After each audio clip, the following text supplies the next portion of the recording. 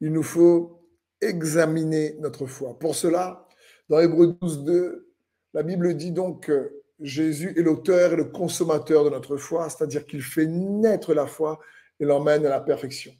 C'est-à-dire qu'on doit, quelque part, s'assurer qu'il a initié la foi en nous lorsque on fait un choix de foi.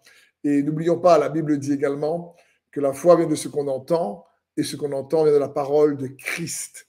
C'est important.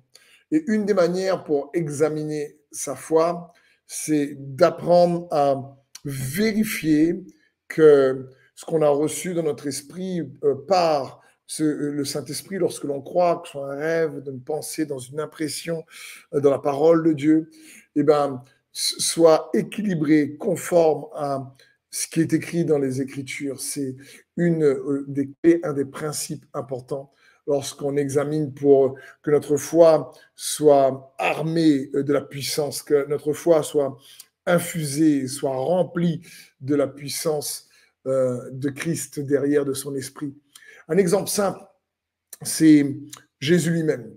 Lorsque il va se faire baptiser par Jean le Baptiste, la Bible dit que le ciel s'ouvrit, l'Esprit de Dieu est descendu sur Jésus comme une colombe, et la voix s'est fait entendre du ciel en disant « Celui-ci est mon Fils bien-aimé ».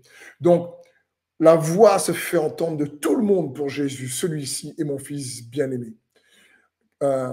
Quelques instants après son baptême, la Bible dit que le Saint-Esprit le conduit dans le désert, et là, dans le désert, il a été tenté par le diable. Et lorsque le diable tente Jésus, il va lui dire « Si tu es le Fils de Dieu ».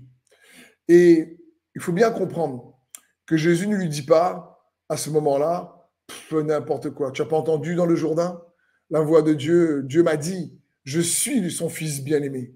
Il ne dit pas au diable, Dieu m'a dit, je suis son Fils bien-aimé. Même si, effectivement, la voix de Dieu s'est fait entendre par tout le monde dans le Jourdain. Mais Jésus va répondre au diable lorsqu'il le tente et qu'il va utiliser les Écritures pour le tenter. Il ne va pas dire « Dieu m'a dit que », il va dire « Il est écrit que ». Donc, c'est très important parce que souvent, je peux voir parfois des frères et sœurs bien-aimés qui sont confiants « Dieu m'a dit, Dieu m'a dit, Dieu m'a dit ». Et ils ne se rendent pas compte peut-être parfois, on peut tous commettre cette erreur, qu'ils vont faire à l'inverse de ce qui est écrit parce que Dieu leur a dit. Et du coup, ça ne produit pas ce que la foi devrait produire. Parce que même si Jésus a entendu par la révélation, et c'est important, il faut entendre la voix de Dieu, avoir la révélation de Christ. Mais cette révélation-là ne va pas en opposition avec ce qui est écrit. Lorsque le diable tente Jésus, il nous donne ici une manière de faire pour lutter contre la tentation. Quand l'ennemi vient tenter ton âme, quand il y a une situation compliquée, il ne suffit pas de dire « Dieu m'a dit que », il faut aussi dire « il est écrit que ». Parce que quand l'ennemi vient et tu as des peurs et que tu saches que ce que la parole écrite dit, il est écrit que, et pas uniquement « Dieu m'a dit que ». Les deux sont importants pour avoir une foi qui est solide, pour s'assurer que ce qu'on a entendu est bien conforme à ce qui est écrit, parce que c'est ce que Jésus a fait dans le désert. Et ça va te donner une arme puissante contre la tentation, une arme puissante contre les tempêtes, les mensonges de l'ennemi. Autre chose, lorsque tu regardes ce qui est écrit, ou par rapport à ce que Dieu peut-être a mis dans ton cœur, ou t'a dit, il est bon de regarder ce que ça produit. Et voici quelques questions qui peut être utiles.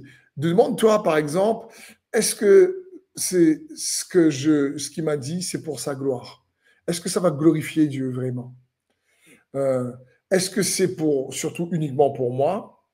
Je suis tourné vers moi. Quelque part, je suis plus dans une dynamique égocentrique, plus que dans une dynamique ou une perspective, si tu préfères, christocentrique. C'est important parce que souvent, juste cette différence peut nous faire dévier de manière importante.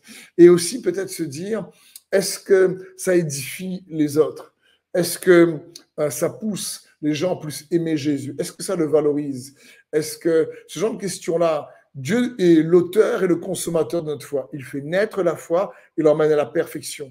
C'est-à-dire qu'il y a une progression. C'est pour ça que lorsqu'on reçoit, on entend dire Dieu m'a dit, il y a une perfection, il y a une maturité, il y a une consolidation à amener avec ça.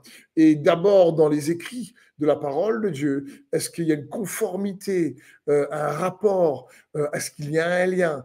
Et ensuite, est-ce que à côté de cette conformité de ce qui est écrit, est-ce que ça pousse à aimer plus? Est-ce que ça glorifie Jésus? Est-ce que ça met moi au centre ou c'est Jésus au centre? C'est dans ce sens que il est bon d'examiner sa foi et il est bon de fortifier notre foi dans le nom de Jésus. Je prie donc que le Saint-Esprit te conduise non seulement à être cette brebis qui entend, écoute et reconnaît la voix de Christ, mais qui en même temps, le Saint-Esprit te pousse à méditer sa parole afin que ce que tu entends soit en relation conforme à ce qui est écrit et que de cette fusion, cette cohérence, il y a un amour qui se manifeste, l'amour de Dieu se manifeste et pousse à aimer, pousse à glorifier Jésus plus et te permet de faire en sorte que la foi, qui est une ferme assurance des choses qu'on espère, devienne une démonstration des choses qu'on ne voit pas. C'est-à-dire que la foi devienne une réalité expérimentée dans ta vie et que tu puisses donc obtenir par la foi la victoire que Dieu a pour toi. Dans le nom de Jésus, qu'il en soit ainsi pour ta vie. Amen.